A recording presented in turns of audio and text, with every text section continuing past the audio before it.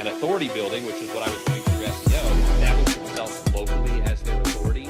You know you should be creating content, posting and building authority, but then reality shows up.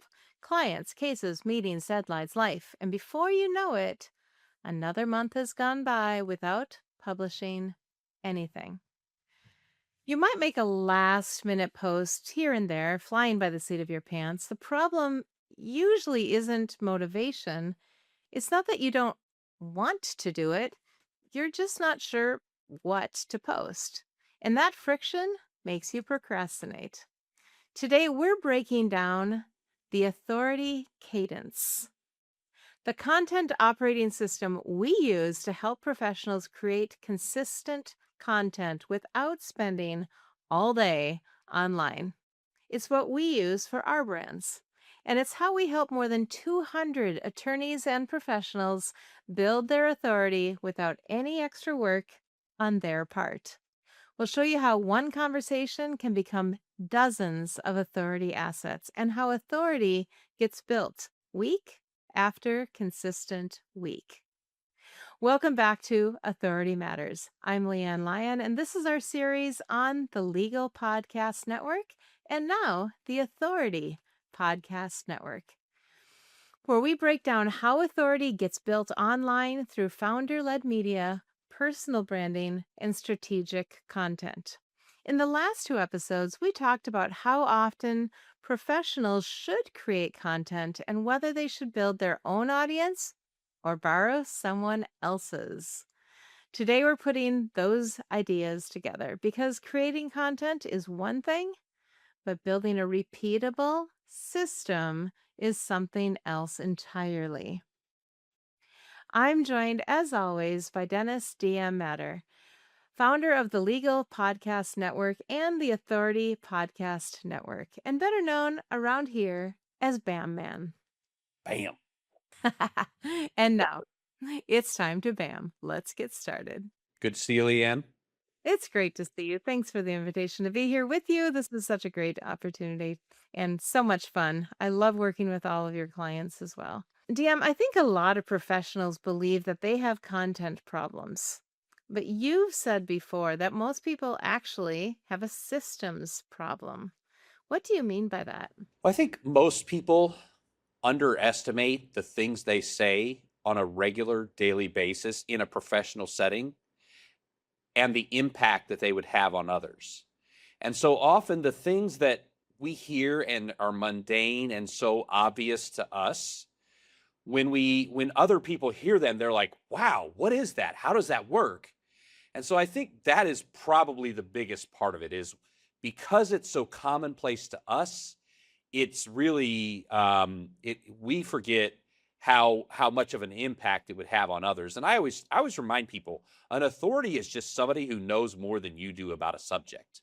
If I sit down with somebody and maybe they've got a 30 percentile knowledge, but I have a 5 percentile knowledge and they take me up to 25%, they've had a tremendous impact on my life. And so I think that we underestimate that. But the other thing is, and so because so much of what we consider to be mundane or commonplace is every day for us, the systems by which we capture content become big productions as opposed to just a seamless part of our everyday life. And that's what I mean by creating a content system, is it's just a regular thing that you do that it doesn't cause you to have to study for hours and come up with all of these brilliant things. You're not, for the most part, when you're talking about authority, especially to potential clients, you're not trying to have a room full of your peers walking out saying, wow, they're brilliant. You're trying to have a small handful of people walk away from the content that they consume from you and say, wow, that was helpful. Excellent. Well, to that end, why do so many professionals start strong and then poof, they disappear? I mean, again, it's system. Let me use this perfectly timed illustration. I have a health coach who's helping me get back to where I was just like 2 years ago when I got married. Got married and put on that marriage weight, and then now my wife's pregnant. I'm putting on that sympathy weight, and I must feel really sorry for her with how much sympathy weight I've put on. So I've got this health coach, and he's like, "Tell me what you need, I'll fit it in," and he's trying to help me like make it a part of my life. And I was like, "Oh, I can't. I was going to go to this gym, and then I couldn't because of this reason. And I was going to do this, and I couldn't." And it's like we're always looking for the perfect way to do things, when if we just found once we can find the structure and the methodology, then everything else is simple. I think you were eavesdropping on me and my AI yesterday. So, Maybe. but I think that's so common. We know what to do, but we don't do what we know. So, what is the authority cadence that you talk about? Let's define that.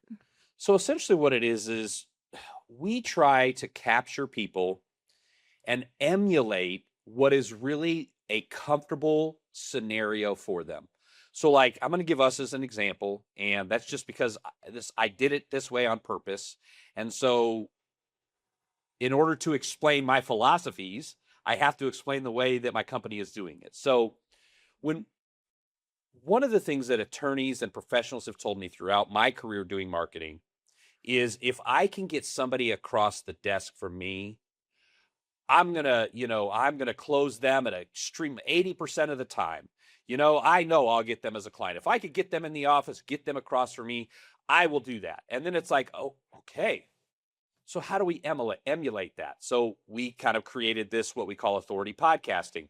So this is my podcast, but yet I'm always the guest. And it's like, and I have on different hosts and things like that. And you guys are helping me share my knowledge and authority to other people. And that's what we do for our clients. We provide folks like you as a host. We prepare ahead of time based on our client's client. And we just basically try to create a system that, first of all, emulates something they're already comfortable with. It's like a Zoom call with a friend, number one. But then take what you do and multiply it. We take 25 minutes, it's like 17 to 21 minutes is what each podcast ends up being. We create 10 short videos or reels or shorts out of them. 30, 45 seconds, sometimes a minute or so. And it's just something in there that we think was entertaining. It's something in there that we think will be helpful. It's something in there that just kind of might make people think about it. So we take and we create those. And then you can also create what are called audiograms, where you just take an audio piece and you put it on like a kind of a static background, and then people listen to it. And that gives them a feel for listening to the podcast. And we create other pieces with like quotes from the podcast.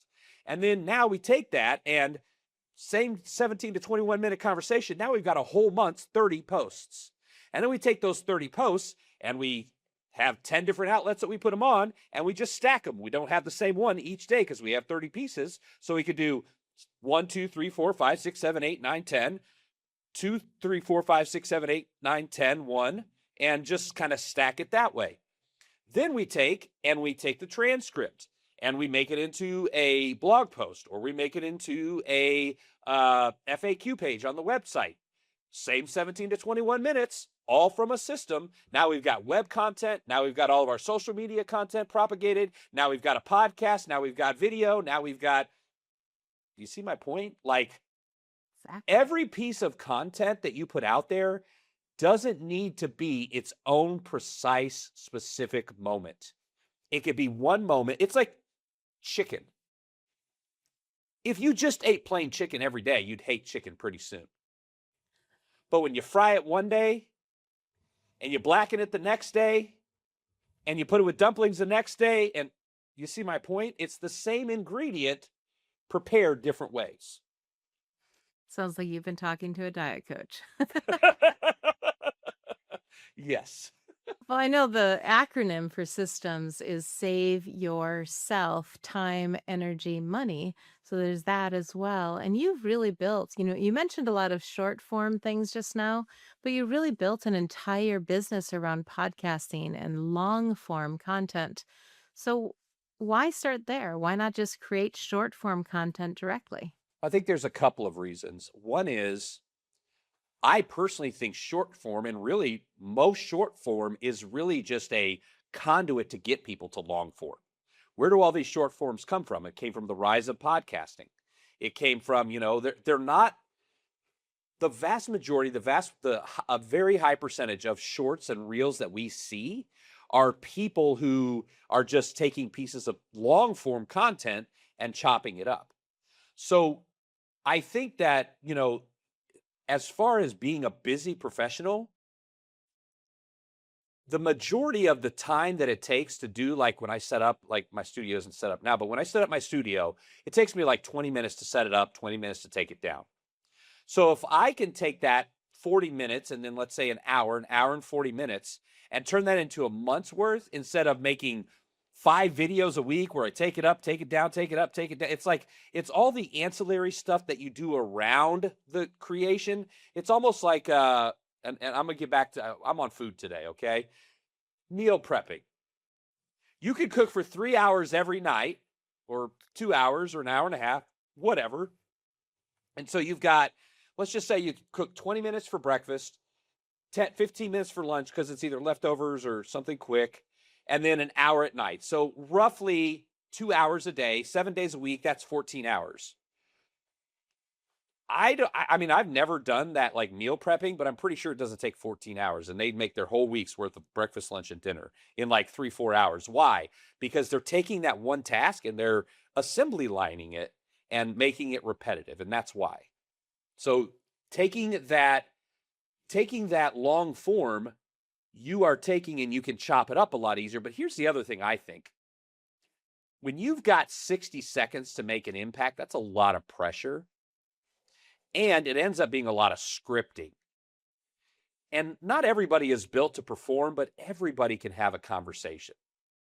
And so when you have to perform at a very high level in a short amount of time, it takes a ton amount of training to do that. But in order to just be consistent and just be comfortable and just be yourself, sometimes you have to know they can cut that out. You know what? I don't have to start over, from the top every time. I can stretch my legs a little bit. And most of us, let's be honest, it takes us a little while into something before we kind of get comfortable and we start talking. I mean, this is our second podcast today, Leann, and I think both you and I at the beginning of our last one were like, it's like it was getting our legs behind us. Now imagine we were just cutting 1 minute. All right, we got our minute. Now let's do this again tomorrow. How much time we would be wasting. And then lastly, where else can you get somebody to listen to you directly for 30, 45 minutes, 20 minutes, 15 minutes? Just you. Long form has a way of creating a pseudo relationship and an intimacy that short form can't. Short form is, but long form is leaning in and really focusing on that person for 15, 20, 30, 45 minutes. And that's where the big impact in long form is. Yes, you need short form to funnel, in my opinion, or sometimes standalone. But the long form is where you really create real relationships with people who get to know you. We talked about in another episode that people would just walk up like they know you already. I mean, I don't have it now because we just moved like a month ago. But actually, let's talk about social media. Here, think about this. When my housekeeper came to interview when we moved here, she walked up to the door. She says, "I know you." And I was like, "How do I?" And she said, "You made that funny post on Facebook about needing somebody to cut your hair because you're on camera all the time." I was like, "Well, I wasn't joking, but everybody thought it was funny."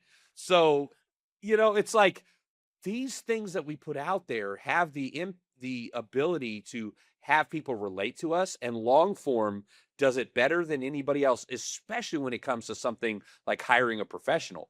Because you're about to hire somebody for thousands of dollars, tens of thousands, hundreds of thousands of dollars. You think a 45-second clip is going to build a relationship where they're going to walk in the door and say, "Here you go, where do I sign?" No, it's going to take a lot more than that. So long form really lends to helping professionals build relationships at scale. So in there, you were talking about how long form is really it saves time, it saves energy, saves money, and it really does build authority. Talk about that authority piece of long form for us. Think about it. you just literally spent, I mean, most people walk around with something like this. You spent 45, 30, 15 minutes, whatever it is, in somebody's ears. They've blocked out the rest of the world for you. Because maybe they're going through a divorce, because maybe, they're frustrated about trying to find a house and they need a professional for that, whatever it is. And they've said, you know what, this person knows enough, or at least more than me, where I want to hear what they have to say. And so as they're listening to you, and as they are, you know, and I use these phrases all the time, as you are assuaging fears, as you are providing clarity, as you are entertaining them, as you are educating them, these things all have a connection. So you go from being, hello, professional number 7,336 that I have thought about working with, to the person I've been listening to, following, the person that gave me clarity and gave me, helped me get rid of some fears. And I'm not sure if I've used this on this podcast yet or not, but I think the perfect illustration for this is when we came to where we live now. So we live in San Pedro, Belize on the island for 3.5 years. And we just moved north about 4 hours to Merida, Mexico. Safest city in all of Central and South America. Great medical here. And my wife is pregnant, having a baby in September. And so, yay. We're now in the third trimester, but before we moved here, we had a couple of doctors to visit. And as we were sitting down with the doctor's asking your questions, how does this work? What do you, and my wife had all the answers. And then at the end, he said, do you have any questions for me? And this is what my wife said to him. No, I don't have any questions. I've been following you for 2 years on Instagram. You were already my doctor. I just needed to come meet you. And that's what long form does. That's what compound trust does. That's what an ecosystem does, is all of these things turn you from another attorney, realtor, whatever profession you want to put in there, to John Johnson, the guy that I listen to every week for 20 minutes because I'm going through this thing and he's helping me with it.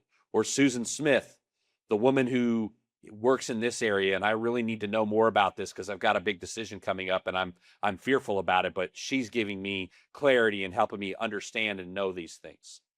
So that when they come to you, it's not, well, I talked to the last one and they were $500 cheaper. Can you give me a better price? It's, what does it take to work with you? We didn't even ask the price of that doctor. And it's not because I didn't even ask. I just said, here you go. But we didn't even ask the price at that time, and we hired him. So I'm going to take a little bit of a left turn here. What is the difference between creating content and distributing content? What is the difference between making pizza and delivering pizza? There you go. Okay, next question. I don't know what more you want from me. That's a pretty... But what does it take? I mean, which is more time consuming? I mean, I think it depends on your systems. If, like with us, we use Metricool, which distributes. We use certain audio podcast system, which distributes to all these different places. So if you're using systems and different programs and things like that, then distribution's pretty easy. It's just a certain amount of clicks and a certain amount of looking at it, making sure it's right, and then disseminating it. But if you're doing each one, you're going to Apple, you're doing some special thing because Apple, blah, blah, blah. And then you're going to Spotify, and then you're going to iHeartMedia, and you're uploading each one, and you're waiting 3 minutes for the audio up, and then you're going to YouTube. And then, distribution could take a heck of a lot longer than a 20-minute podcast. So it really just depends on the systems that you have in place. For sure. Yep. Having been on both sides of this, the system is so much easier. So let's do practical. If somebody wants to build authority over the next 12 months, what should their typical week look like? If I had no team Mm-hmm. and I didn't have money to hire somebody to do the things for me, I'm going to just pretend I'm in that situation. Now, maybe I'm putting myself out of job. Guys, we cost hundreds, not thousands per month. So if you're looking for a team for content distribution and you're a professional, give us a call. All right, sorry. I would sit down. I would answer questions, common questions that people deal with in my industry, and especially whoever my client is. I would record that. Then I would upload that. I would use something like, oh, I forget the name of it, but there's a lot of like AI programs that make shorts and reels for you. I'll warn you though, you got to watch them because they'll splice them together. They'll start them at weird spots and end them at weird spots. So you got to spend a little bit of time on that. But I would say if you're going to do everything that we do, you're probably looking at 1.5 hours per weekday. So probably about 30 hours a month, 30, 40 hours. And that's raw. That's you just going one take, get the video done. You're not editing it. You're not cutting it. You're just, because if you're going to do like editing and audio and light and all of that, you're probably talking about another 6 to 8 hours just for the editing. And Leann, you've done some of your own editing. Am I way off on this? No, I was going to say, when you said 1.5, I'm like, if he says week, I'm going to laugh out loud because it is 1.5 hours a day. That's much more realistic. And maybe you do it all in groups or whatever, but 7 to 8 hours per week to produce. And at the time that I interviewed you last September, I was doing 2 per week. Yeah. And I was spending easy 14, 15 hours per week between all of the getting the clips and checking the transcript and Yeah. preparing and everything else. It was a lot. Yeah, we hear It's usually about 6 to 10 hours because we have, Yep. I mean, I don't want to say a ton, but we've certainly brought on a number of already existing podcasts where either they had an in-house team or they were doing it themselves and they'd grown and they'd see benefits from it. And they were just like, wow, like you guys do the social media, you guys have the website content, you guys do the audio and video editing, you give us a host, you do the content preparation ahead of time. Like, so yeah, realistically, like you're gonna spend probably 7, 8 hours a week if you're doing it yourself.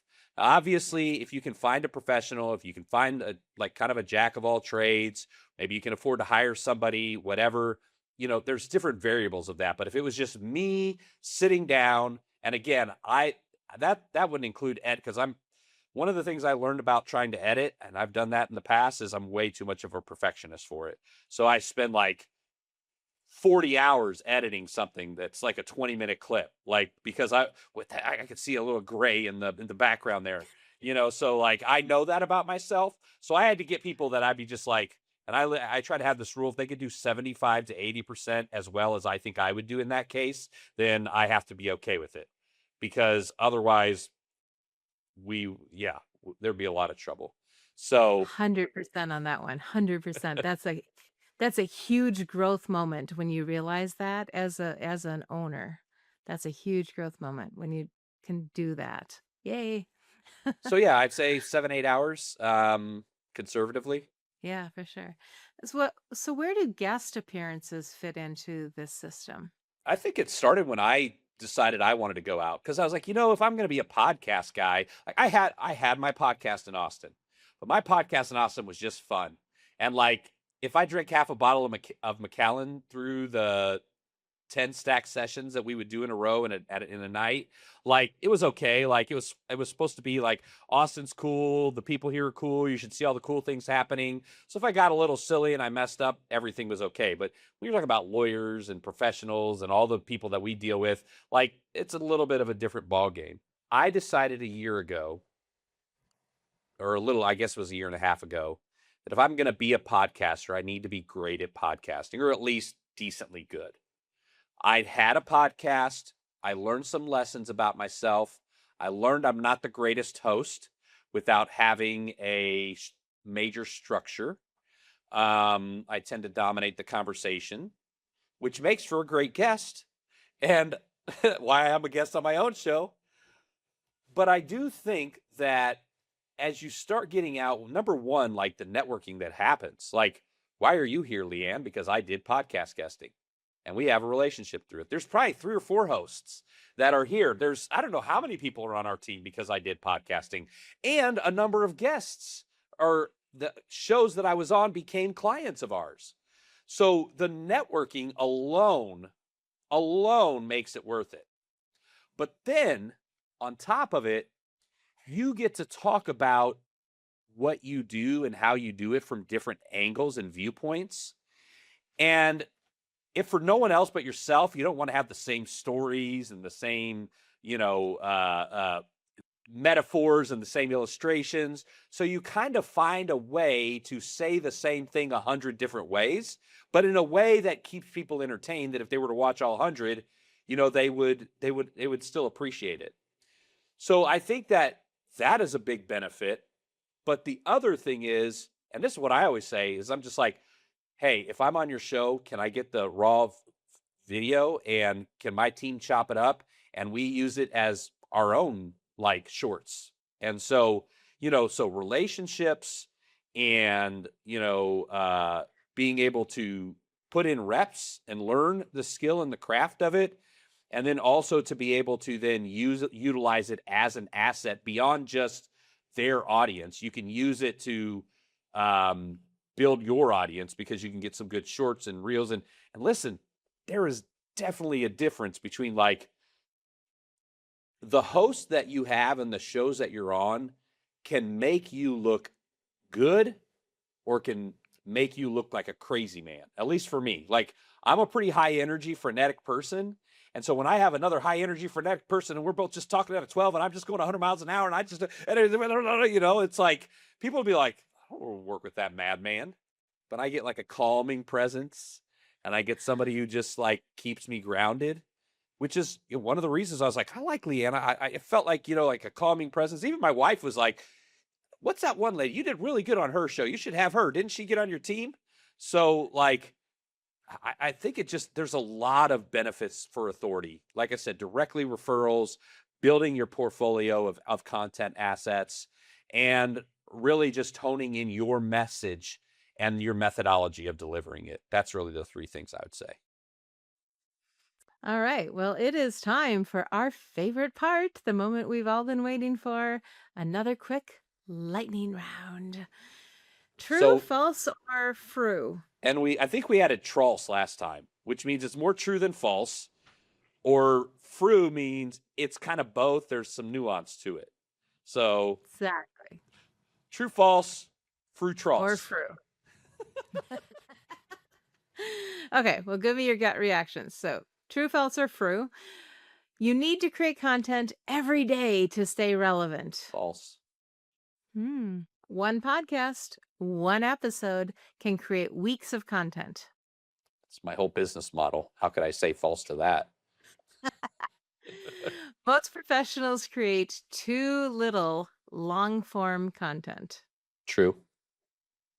Repurposing content is lazy. False. The best content systems start with a single core asset. True. Consistency is easier when you have a system. True. And last but not least, most professionals don't need more content ideas. They need better workflows. True. These are easy today. They were all true, false. There was no frou. There was no trolls. We just went straight down the line. I'm very proud of you for asking me those questions so well that I answered them so good. Well, thank you for the full breakdown, DM. If there's one thing to take away from today's conversation, it's this: authority is not built through random acts of content. Good play on words there. It's built through systems. The professionals who win aren't necessarily creating more, they are smart about how they use their time. They have leverage. They've built a process that allows them to consistently show up, distribute, and stay in front of their ideal audience. Because authority doesn't happen by accident. Next time, We're doing something a little different. We're bringing on a guest, somebody who has implemented these ideas in the real world. Somebody who has built reach, trust, authority, and demand through consistent content and media. And we'll break down exactly what they did, what worked, what didn't, and what professionals can learn from their journey. If you got value from today's episode, make sure you're subscribed. And if you want deeper breakdowns, templates, and monthly reports on topics like this, join our email list. We've got more than 45,000 attorneys learning how to build authority online and reading our daily emails. And if you want to help building your podcast, your content ecosystem, and your authority system, you can apply to work with us. All these links are in the description. If you want even more fun, check out our animated show building authority through media, where DM fights the marketing villains as Bam Man. I'm Leann Lyon. Thanks for joining us, and we'll see you next time on Authority Matters.